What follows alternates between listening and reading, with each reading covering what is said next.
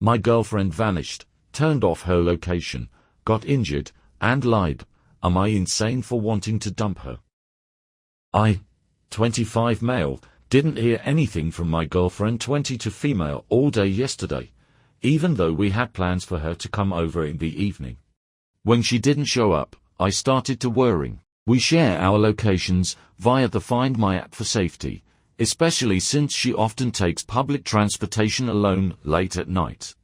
I noticed her location was turned off, which was unusual and only added to my concern. As I hadn't heard from her, I reached out to some of our mutual friends to see if they had seen her.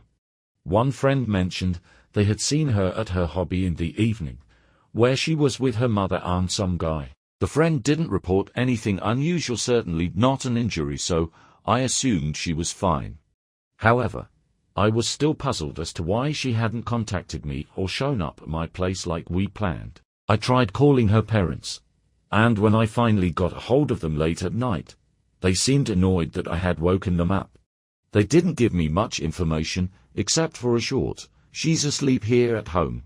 Now, good night." I went to bed confused and worried, not understanding why she turned her location off and hadn't reached out to let me know what was going on. This morning, her mum finally got back to me, explaining that my girlfriend had injured her leg at work, possibly a broken leg, and that she was on strong medication, which is why she had been asleep. Apparently, a co-worker had taken her to the ER after the accident, but something about the situation didn't sit right with me. If her leg was so badly injured, how did my friend see her at her hobby later in the evening? And who was this co-worker who had taken her to the ER? This was the same co-worker she had mentioned a few days ago, the one who had picked her up from my place to take her to work without me knowing. I had always told her I was happy to give her rides in the mornings if she needed one, so it had been a bit strange when she accepted a lift from this guy instead. Her location was still turned off, and I felt completely left out of the loop. I was hurt that she hadn't communicated with me at all and that I seemed to be the last person to know about her injury. If I were in her position and had an accident, my first thought would be to let her know. I had hoped she would do the same for me. At this point, I'm seriously considering breaking up with her. The lack of communication and the fact that I feel like I'm not a priority in her life are hard to ignore. If she reaches out to me, I'm planning on addressing all of this and seeing if we even have a future together after this. A few updates for clarity. She still has our pictures up on her social media, and our anniversary is still listed on her WhatsApp status.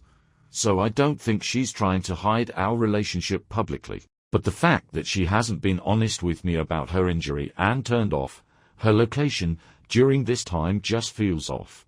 Big update. First of all, thank you to everyone who shared their advice. After reading through the responses, I decided to head to her place with a small gift, some chocolates, hoping to have a calm conversation. When I got there, no one answered the door.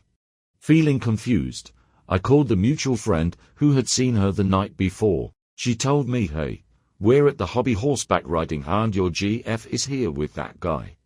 I can't talk much, they're coming back soon, but I thought you should know." At that point, I was livid. I told my friend to tell my GF to go FCK herself and get lost. After that call, I was planning to just go home, but something in me said, screw it. I'm going to the stable to see what's going on myself. I figured if they didn't want me there, someone could kick me out, but I wasn't going to cause a scene or anything. I just needed answers. When I arrived at the stable, I saw the guy with my friend, my girlfriend, ex at this point, her mum, and a few others from her hobby group. I approached her and said calmly, "Hey, I was worried to death. What happened?" She didn't reply. I repeated, "I was worried to death. What happened?" Again, no response. I wasn't going to give up, so I stayed calm and kept asking her to explain. Finally, she sighed and said, "I don't know how to tell you this, but I'm unhappy in our relationship." That hit me like a ton of bricks. I asked her what she meant, and she listed a few minor things that, to me, seemed like issues we could have worked on together if she had talked to me sooner. I had always been open to feedback and improving things between us. But it seemed like she had already made up her mind. As the conversation went on, I tried to get more details and clarity on what exactly was bothering her, but things became more confusing. I confronted her about how worried I had been, how I'd stayed up all night wondering if she was okay, and how she hadn't told me anything. Her face changed in that moment, and I could see she realized that I genuinely cared for her and had been concerned for her safety, not controlling her. She didn't seem to know how to process that. As she stood there in silence, her face grew sadder. It seemed like she was starting to understand what she had lost someone who truly cared about her. But even in that moment, I wasn't going to let her off easy. I wasn't going to apologize for caring, for being worried. She wanted me to say sorry, but I told her, "What did you expect after this bullshit?" We moved on to the explanation behind her injury. Turns out, her leg injury was minor, and she wasn't on strong medication like her mum had claimed. She had actually gotten blackout drunk because she couldn't take it anymore. When I asked her what she meant by that, she struggled to name a reason, just that she was sad, but she couldn't really explain why. It became clear that she had been unhappy, but she hadn't communicated any of this to me. As for the location issue, at first, she lied and said her phone had died. But when I pressed her with facts, she admitted that she had intentionally turned off her location. When I asked if she had cheated with the guy, she denied it, but all the signs pointed to something going on. Her phone's last location had been at the guy's hometown, and she couldn't explain why. She stuttered, avoided eye contact, and went back to her denial. At that point, I had heard enough. I told her, politely but firmly, to *CK off. I asked her to collect her stuff from my place within the next week, because I wanted to move on. There was no way I was going to stay with someone who had lied to me, shut me out, and possibly cheated. Throughout the entire conversation, I stayed calm.